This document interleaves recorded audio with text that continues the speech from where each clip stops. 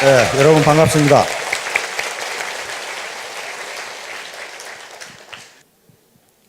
오늘 제가 제목으로 잡은 것은 1만 시간의 법칙이라고 하는 건데요. 요건 지금 미국의 이 신경과학자인 데니엘 레비틴이라고 하는 교수가 있습니다. 한번 비춰보세요. 데니엘 레비틴 교수인데, 네, 제 양반입니다. 데니엘 레비틴 교수가 지금 캐나다 이 맥길 대학의 신경과학 교수이자 심리학 교수이고 음악이론 교수이자 컴퓨터과학 교수 그리고 교육학 교수로 있는 분입니다.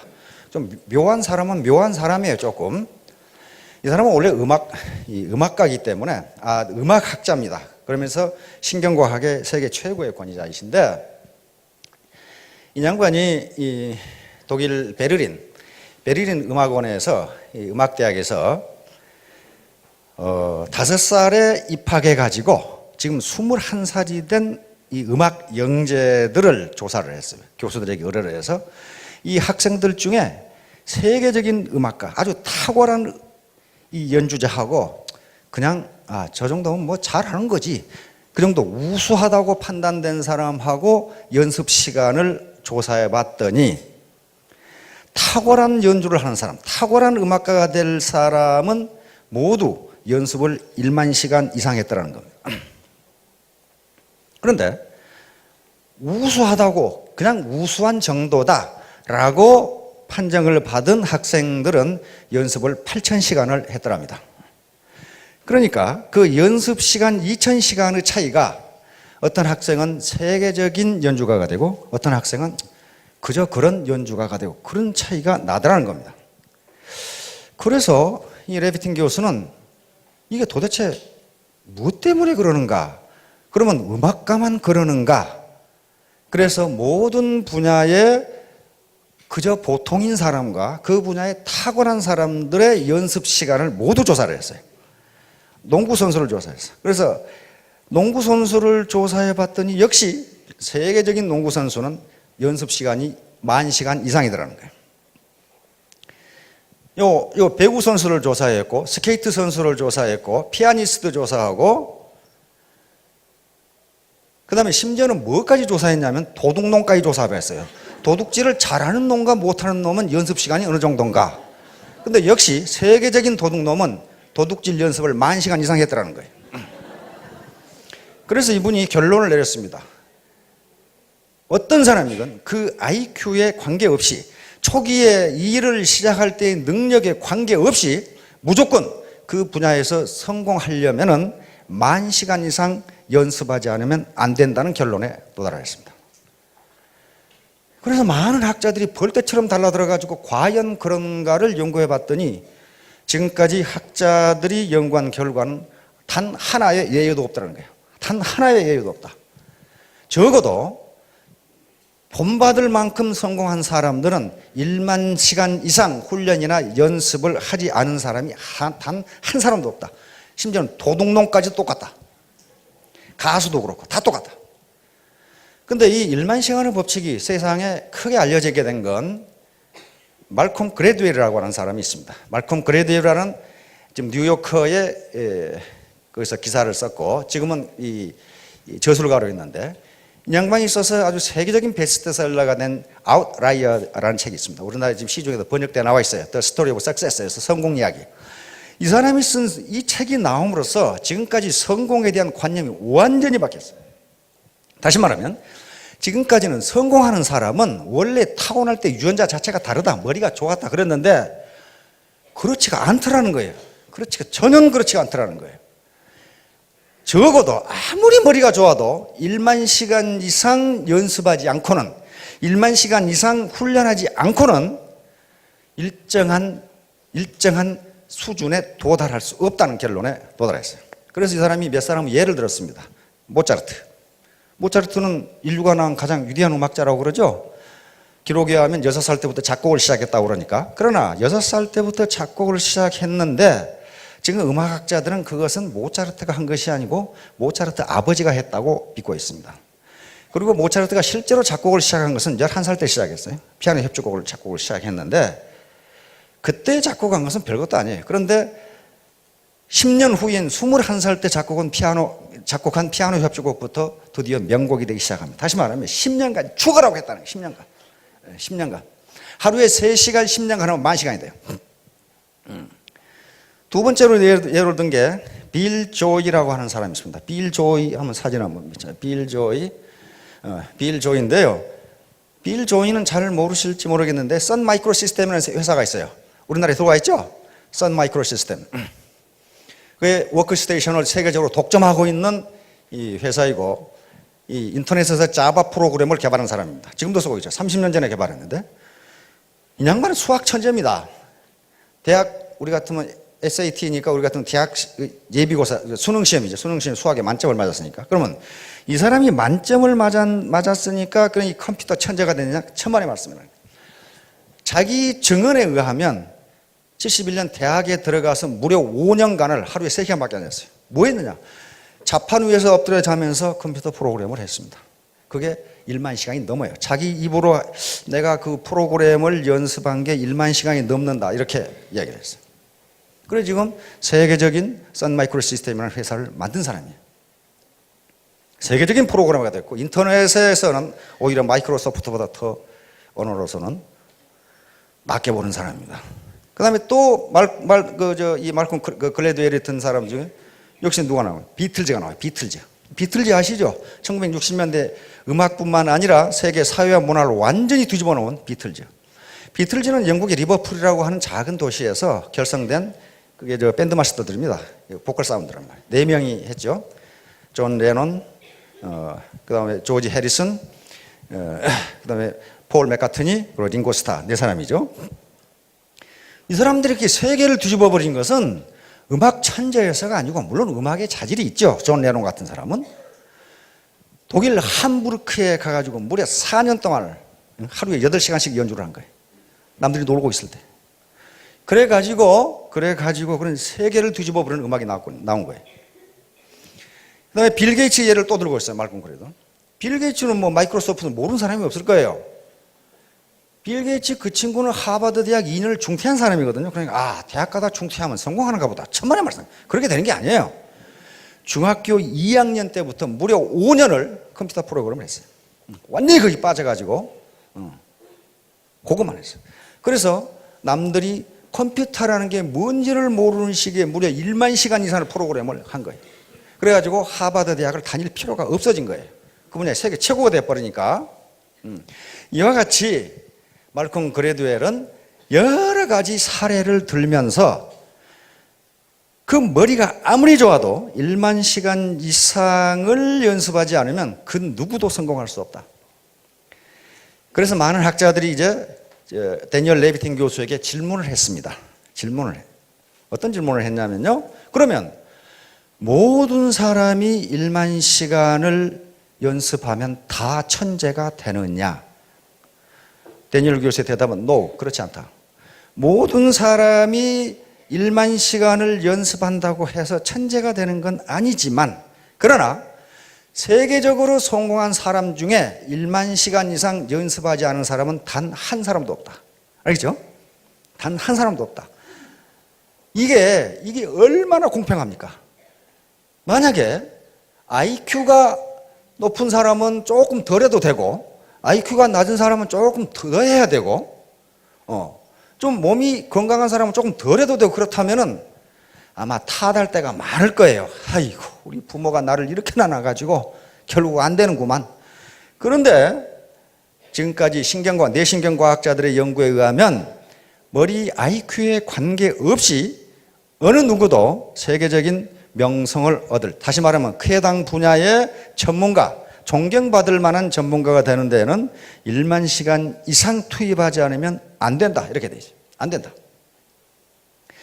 자, 지금까지 제가 지금 하는 얘기는 지난주부터 여기에 모이신 분들이 3가지 의문을 가지고 계실 거라고 그런 얘기를 했습니다. 첫째, 요 네트워크 사업을 할 것인가 말 것인가. 두 번째, 만약에 한다고 결심하면 어떻게 할 것인가. 세 번째는 나 같은 사람도 성공할 수 있을 것인가. 요 3가지 문제예요. 그래서 할 것인가 말 것인가에 대해서 지난주에 말씀을 드렸습니다. 즉 할 것인가 말 것인가. 요 모든 성공의 가장 중요한 3대 요소는 차가운 머리, 자신만 냉철한 이성이라고 했습니다. 올바른 판단력, 그리고 따뜻한 가슴, 그리고 부지런한 손발. 요 3개가 있지 않으면 절대로 되질 않아요. 우선 할 것인가 말 것인가를 결정해야 되는데 차가운 머리, 냉철한 이성으로 분석해 봐야 됩니다. 첫째가 이 회사가 합법적인가? 합법적인가? 물론 회사라는 이름의 간판을 걸었으면 합법적입니다. 그러나 겉으로는 합법적이지만 속으로 불법을 행하는 회사들이 비일비재합니다. 그런 걸 보셔야 된다. 냉철한 머리로 판단해 보셔야 된다. 두 번째는 경영자의 도덕성과 경영 능력이에요. 도덕성이 무지무지하게 중요합니다. 도덕성이 또 아무리 좋아도 경영 능력이 형편없으면 그건 비전이 없어요. 그래서 그걸 판단해 보셔야 됩니다. 세 번째는 제품의 질과 가격입니다. 제품의 질이 좋고 가격이 적정한 것이냐를 따져봐야 돼요. 제품의 질이 좋고 가격이 비싼 것은 시중에 얼마든지 있어요. 소위 명품이라는 것들이 다 그런 것들이에요. 그러나 제품의 질도 좋지만은 서민이 쓸 수 있는 가격인가 하는 걸 따져보셔야 돼요. 네 번째는 보상 플랜. 내가 열심히 뛰었는데 빨대 꽂아 다 빨아먹고 나한테 오는 것이 없다. 위에서 다 빨아먹고 없다. 그렇다면 그거 뭐 할라 해요, 그런 걸. 그런 회사들 무지무지 많습니다. 무지무지 많아요. 돈이 되긴 되는데 누구 돈이 되느냐? 경영진과 상류층의 돈만 돼요. 자기는 안 되는 경우. 마지막으로 비전이 있느냐 하는 걸 봐야 됩니다. 비전. 그런 걸 냉철한 머리로 판단해 보시고 따뜻한 가슴으로 판단해야 될 것은 내가 하는 이 일이 옳은 일이냐 하는 걸 따져봐야 돼요. 합법적이지만 옳다고 할 수 없는 일이 세상에 무지무지 많아요. 그리고 기업들에 그런 게 굉장히 많습니다. 법에 저촉되지는 않지만은 저게 과연 도덕적으로 옳은 것이 하는 것들이 많아요. 예를 들어서 몇 년 전에 어디 해안에 기름이 쏟아 부어졌어요. 그렇죠? 그런데 기름 오염과 관계된 회사는 기름 제거에 나타나지도 않았고 아직까지 10원도 보상 안 해줬어요. 법적으로는 아무 하자가 없습니다. 그러나 그걸 도덕적으로 옳다고 할 수는 없어요. 그렇잖아요. 그런 일들이 비일비재해요. 그러니까 과연 내가 지금 하는 일이 요 제품 좋고 가격 좋은데 요걸 과연 내 친구나 누구에게 전달하는 것이 옳은 일인가? 그 다음에 따뜻한 마음으로 판단해야 될 게 두 번째는 보람 있는 일인 거예요. 보람이 없으면 아무 일도 못합니다. 보람에 대해서는 시간이 있으면 또 다시 한번 언젠가 이야기할 텐데요. 보람 있는 일인가? 기적의 사명선언문이라는 책이 몇 년 전에 우리 사회에서 이 베스트셀러가 된 적이 있습니다. 한 사학가가 쓴 건데요. 로라 베스라고 하는 사학가가 쓴데 거기에 우리나라 송영근이라는 분이 번역을 했는데 그 서문에 이런 얘기가 있습니다. 중세 어떤 신부가 길을 지나가는데 3명의 석공이 돌을 쪼고 있어요. 그래서 이 신부님이 한 석공에 물었습니다. 당신은 지금 뭘 하고 있습니까? 그러니까 이 석공이 대답하는 게 보면 모르셔. 돌 쪼고 있지 않소. 두 번째 석공에게 또 물었습니다. 뭘 하고 계십니까? 목구멍이 포도청이라 돌 쪼고 있지 않소. 세 번째 석공에게 또 물었습니다. 뭘 하고 계십니까? 아름다운 성전을 지을 주춧돌을 제가 만들고 있습니다. 이렇게 대답했단 말이에요. 그러면 돌을 쪼고 있다는 행위는 똑같은데 첫 번째, 보면 모르셔. 돌 쪼고 있지 않소. 그러면 이놈은 지가 지금 뭘 하고 있는지를 모르는 거예요. 뭐 때문에 돌을 쪼고 있는지 전혀 모르는 거죠. 두 번째 석공은 목구멍이 포도청이니까 하는 수 없이 한단 말이에요. 세 번째 석공은 돌을 쪼는 하찮은 일이지만은 자기가 쪼는 이 돌이 거대한 성전에, 아름다운 성전에 주춧돌이 된다는 것을 생각하고 있으니 누가 돌을 아름답게 그리고 빨리 잘 쪼겠나 그 말이에요. 다시 말하면 이 일이 보람 있다고 생각해야 뭔가 잘 되는 거지. 돈 벌기 위해서 한다든가 하는 수 없이 한다든가 내가 지금 뭘 하고 있는지 모르고 한다든가 북한에 물 뿌린 놈처럼 그래가지고는 잘 되지 않는다 그런 말이에요. 그래서 과연 이 보람 있는 일인가를 생각해 보셔야 합니다. 오늘 말씀드리려고 하는 것은 바로 두 번째 어떻게 할 것인가 하는 거예요. 어떻게 할 것인가. 바로 1만 시간의 법칙이라는 게 반드시 필요하다. 반드시 필요하다. 왜 1만 시간이라는 게 필요하냐? 왜 1만 시간이라는 게 필요하냐? 뭔가를 극복하는데 그 정도 시간이 필요하다. 뭔가를 극복하는데. 그런데 일만 시간이 어떤 시간인가 생각해 보면 하루에 3시간씩에서 3년이 걸리는 시간이고 하루에 6시간씩 하면 5년이 걸리는 시간입니다. 바로 빌 게이츠나 아까 빌 조이라든가 비틀즈라든가 하는 사람들은, 비틀즈는 자기 증언에 의하면 하루에 8시간씩 연주를 했다고 그래요. 그래서 4년을 했어요. 그러니까 세계적인 음악가 되어버렸어요. 빌 조이와 이 빌 게이츠도 자기들 증언에 하면 5년간을 그렇게 했어요. 새벽 3시, 4시까지 계속 하루에 2-3시간 자고 컴퓨터 프로그래밍을 했다고, 그래서 자신들 입으로 1만 시간이 넘을 거라고 그렇게 이야기를 합니다. 그래서 세계적인 컴퓨터 프로그래머가 됐고 세계적인 기업의 경영자가 됐습니다. 그걸 더 열심히 한다면, 예를 들면 하루에 10시간씩을 투입한다면 3년이 걸리는 시간입니다. 아까 여기 있었던 리더들이 전부 다 3년 만에 올라온 사람입니다. 밤낮 없이 뛴 사람들이. 밤낮 없이. 자, 그래서요, 1만 시간의 법칙은 자연의 법칙과 거의 같습니다. 레비틴 교수에게 물었어요. 어째서 1만 시간이냐? 하필이면 왜 1만 시간이냐? 그러니까 레비틴 교수가 대답하기를, 이 사람은 신경과학자입니다. 뇌신경과학자예요. 그래서 뇌신경과학 중에서도 우리 인간이 음악을 어떻게 인식하는가를 연구하는 사람이에요.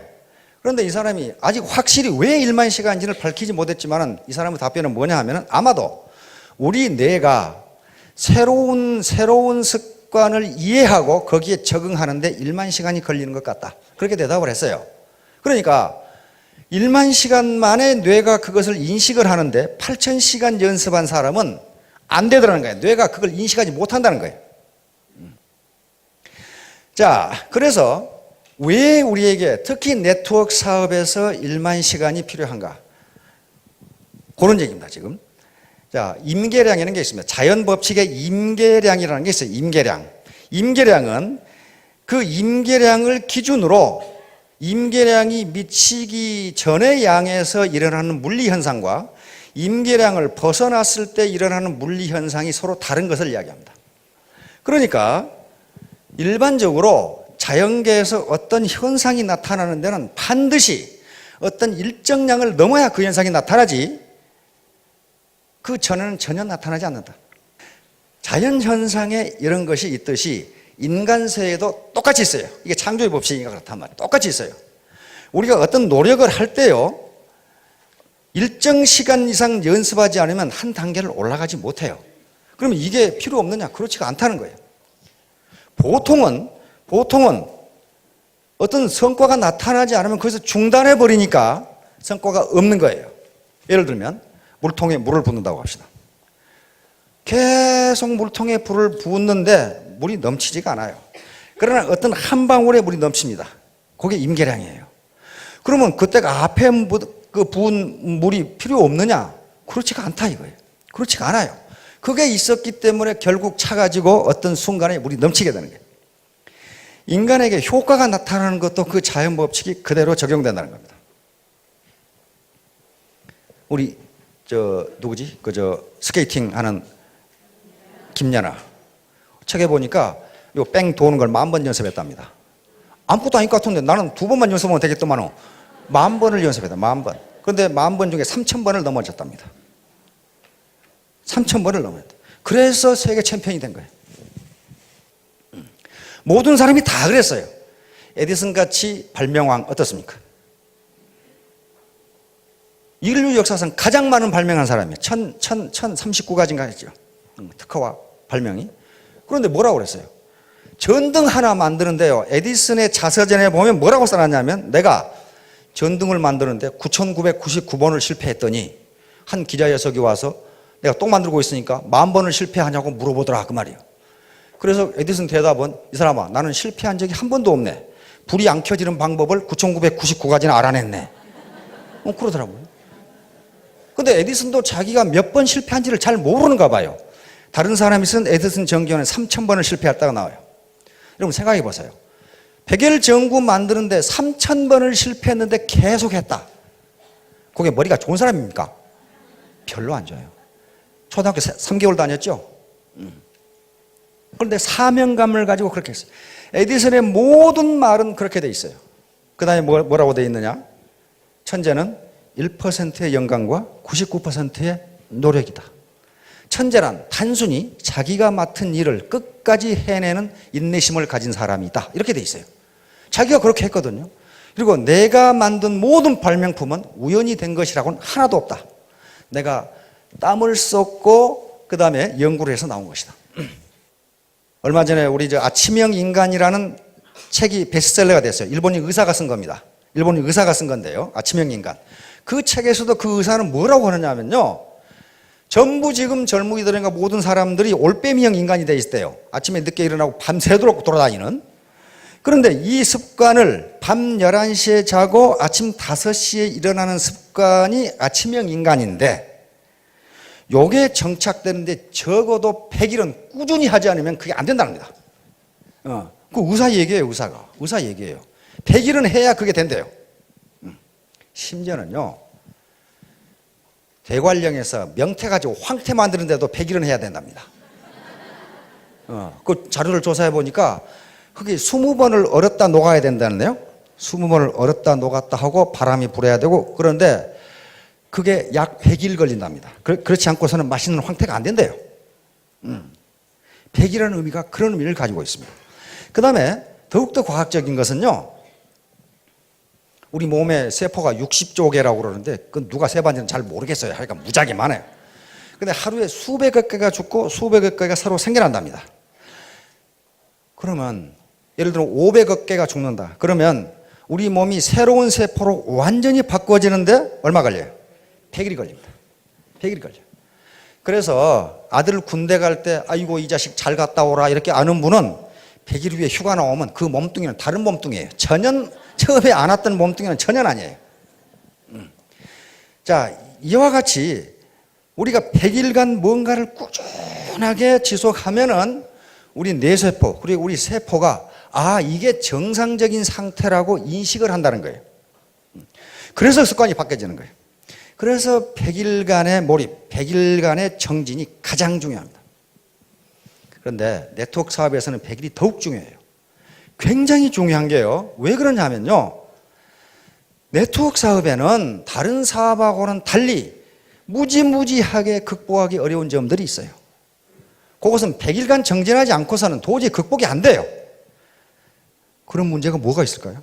첫째, 체면과 자존심이에요. 내가 어떻게 살아왔는데. 특히 정서, 이성보다는 감성이 앞서는 한국인에게 있어서 체면과 자존심이라고 하는 문제를 극복한다는 게 쉬운 일이 아니에요.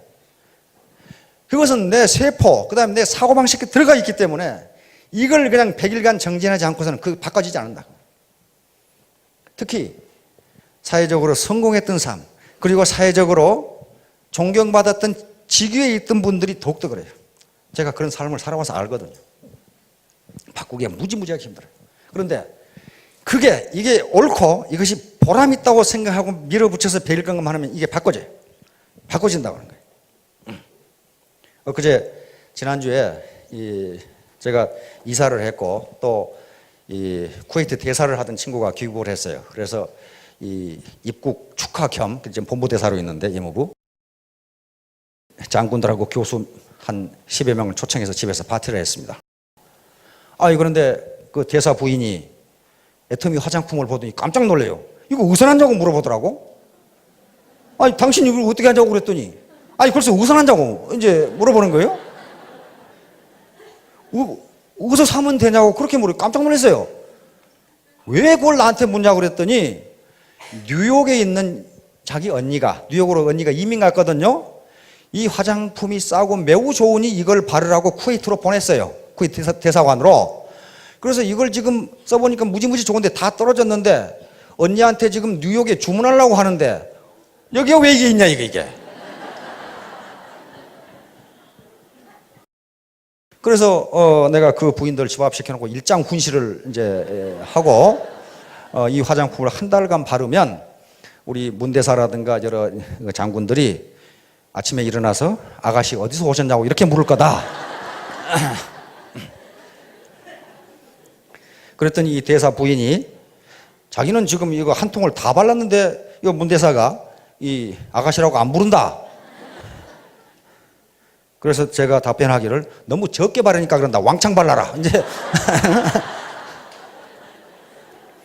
그래서 내가 공짜로 한 세트를 줄 테니 다음부터는 너희들이 샀어라. 그랬거든요. 어떻게 샀으냐? 회원에 가입해라. 그랬더니 가입하겠다. 그래서 이제 거기에 여러 명의 이 아줌마 패들을 회원에 가입시키고 그렇게 했어요.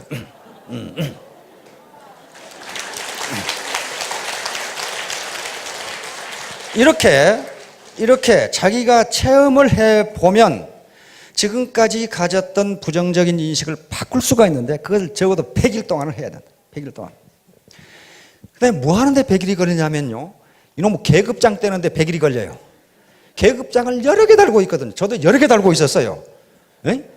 육사 졸업했지. 서울대학 졸업했지. 사관학교 교수였지. 미국에 유학 갔다 왔지. 박사학위 받았지. 육군 대령이었지. 그러니까 계급장 여러 개 붙어 있어. 이걸 떼기가 무지무지 어려워요. 지금 이 중에도 저보다 훌륭한 사람들이 무지무지 많아요. 공학 박사도 있고 심리학 박사, 정형학 박사, 경영학 박사, 그다음에 회사 회장했던 분, 사장했던 분 많습니다. 수백억 수주를 받아서 일했던 분 많아요. 그런데 그 양반들 열심히 하시는 거 보면은 계급장을 완전히 뗐어요. 근데 지금도 계급장 붙이고 있는 사람이 죄다 많아, 굉장히 많아요. 그럼 100일간 정진을 안 해서 그래요. 계급장 그거 아무 필요 없어요. 자기만 그것이 계급장이라고 생각하지 다른 파트너는 뭐라고 생각합니까? 꼴에 진짜 육갑 떨고 있는 그런 식으로 전혀 인식을 하잖아요. 전혀 안 하죠. 그게 공주병하고 왕자병이에요. 공주병과 왕자병이 들었다는 것은요, 공주와 왕자가 아니란 걸 의미합니다. 진짜 공주와 진짜 왕자는 그런 병에 걸리질 않아요. 그렇잖아요. 그런 사람들은요, 다른 사람을 우습게 봐요. 내가 누군데? 야, 근데 공주병에 걸린 분들을 보면요, 그 얼굴이 공주가 아니에요, 사실은. 아주 평범한데 자기는 공주라고 생각한단 말이에요. 그런 분들이 많아요. 어떤 성당에서 부인이 와가지고 신부님, 저는 제 얼굴이 너무 아름다워서 하루에 몇 번씩을 제 얼굴을 보고 감탄을 하는데 이것도 죄입니까? 신부님이 대답하시기를 죄는 아닙니다만은 착각입니다. 이렇게 이제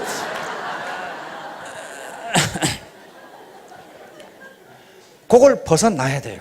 그러면 다른 사람이 공주로 인정해 줍니다. 스스로 자기가 공주라고 생각하면 팔불출이라고 생각해요. 그 계급장을 못 떼는 거예요.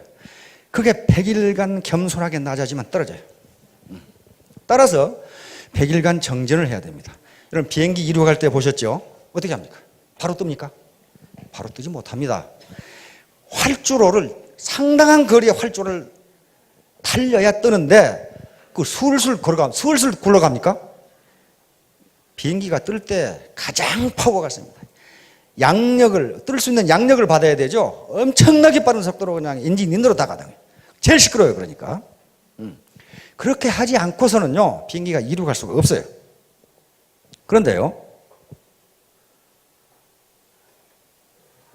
이륙하기 직전까지 비행기는 하늘에 있는 게 아니고 어디 있어요? 땅에 있어요. 아무런 성과도 없어요. 예를 들어 활주로가 4km다. 근데 3.9km 날아갔다. 달려갔다. 아, 이거 안 뜨네. 멈췄다. 그건 땅에 있는 거예요. 바로 임계 거리를 날아가지 않으면 뜰 수 있는 양력을 받을 수가 없어요. 양력을 받을 수가 없어요. 그래서 반드시 거기를 가야 되는데 학자들이 얘기하기는 대부분의 사람들이 4km를 전력으로 질주하면 뜰 수가 있는데 통상은 3km에서 끝난다는 거예요. 아이고 안 되네. 통상 그래서 에디슨이 이야기한 것처럼 성공한다는 것은 천재라고 하는 것은 자기가 한 일을 끝까지 해내는 사람이다. 이렇게 얘기하는 사람. 그러니까 그 사람이 세계 최고의 발명가가 된 겁니다. 그러면 비행기가 이륙합니다. 테이크오프 하죠. 테이크오프 하는데요. 4km에서 떴다. 그럼 수직으로 올라갑니까? 천만의 말씀. 그렇지 않아요. 비스듬히 올라갑니다. 그렇죠? 비스듬히 올라가는데요. 비스듬히 올라갈 때도 엔진 소리가 어떻습니까? 무지무지 시끄러워요. 이게 쉽지가 않다는 거예요. 이게 올라가는데 올라가는 거 계기판 앞에 좌석 앞에 요 고도 나오죠? 보세요. 이렇게 올라가다 또 이렇게 가요. 그렇죠? 이렇게 가다 이렇게. 그러다가 어떻습니까? 난기류 만나면은 막 비행기가 요동을 치죠. 그럼 또 한참 가다가 또 올라가요. 그래서 약 10km 또 11km 올라가면 어떻게 됩니까? 구름을 벗어나서 태양이 보입니다. 그렇죠? 태양이 보입니다. 그래서 일정 고도를 잡으면은 아주 비행기가 조용해지면서 그때부터 승무원들도 자리에서 일어나서 서비스를 시작합니다. 그 전에는 다 의자에 안전벨트 메고 앉아있죠? 자, 그게 필요해요. 그러니까 여기서 이륙하는 거, 그냥 쏜살같이 달려서 이륙하는 것을 여러분들은 100일이라고 보시면 됩니다. 100일 정도예요. 이게 세포가 완전히 바뀌어질 때까지 내 체면과 작은 자존심, 요걸 잠깐 뒤로 놔두고 더 큰 체면과 더 큰 자존심을 세울 수 있는 기회다. 어떤 학자가 얘기했더라고. 이 세상에는 돈보다 귀한 일이 너무너무 많다. 돈보다 귀한 일이 너무너무 많다. 그런데 불행한 것은 그 일을 하는데 죄다 돈이 든다는 것이다. 안 돼요. 죄다 돈이 들어요. 돈보다 귀한 일이 무지무지 많은데 가난한 사람을 도와준다든가 그 다음에 치료 못하는 누구를 이렇게 치료비를 대준다든가 그게 돈보다 더 귀한 일이에요. 그런데 돈이 들어요, 그게. 그래서 더 큰 자존심 그런 것을 이룩하기 위해서는 작은 자존심을 내려놓지 않으면, 그 쓸데없는 과거 계급장을 떼지 않으면 절대로 안 된다. 계급장을 안 뗀 사람들 지금 리더 중에도 몇 사람 있어요. 그래가지고 그 계급장을 안 뗀 리더가 있는 데는요, 지멋대로 하려고 그러니까 질이 멸렬해, 조직이. 자, 결론을 말씀드리도록 하겠습니다. 이 세상에 공짜는 전혀 없습니다. 공짜는 없어요. 공짜가 있다고 먹었다가는 어떻게 됩니까? 낚시에 걸려요. 반드시 낚시에 걸려요. 공짜를 절대 없습니다. 자기가 땀 흘린 것만큼 얻을 수 있어요. 그건 레비틴 박사가 1만 시간의 법칙으로 이야기를 했습니다. 그리고 일단 이륙하는 데는 100일간 정진이 필요합니다. 거기에 소비자 집단을 구축을 해야 되고, 자기의 계급장을 떼야 되고, 자기의 자존심이나 체면, 이 작은 것을 잠깐 뒤로 밀려두는 거예요. 그걸 자기가 체면이라든가 자존심을 손상하라 그런 게 아니고, 손상됩니다. 참 별의별 참 살다가 별꼴 다 본 적이 있어요. 그 작은 걸 희생하지 않으면 안 됩니다. 따라서 공짜는 없다. 그리고 신은 새를 위해서 벌레를 만들었지만은 벌레를 둥지에 넣어주지는 않습니다. 둥지에 넣어주지는 않기 때문에 그 벌레를 잡는 것은 새 어미의 몫이에요. 새의 몫입니다. 일찍 일어나는 새가 벌레를 잡는다는 얘기가 있습니다. 마찬가지로 사업을 할 수 있는 기회 또는 돈을 벌 수 있는 기회는 모든 사람에게 공평하게 열려 있지만은 그 기회를 선택하느냐 마느냐는 자기에 달려 있어요. 따라서 모두 이륙을 하는 데까지는 100일 정도의 정진이 필요하다는 것을 아시고, 이제 고도 비행을 하려면 우리 앞에 나온 리더들처럼 1만 시간의 정진이 필요합니다. 모두 좋은 선택을 해서 성공하시기 바랍니다. 감사합니다.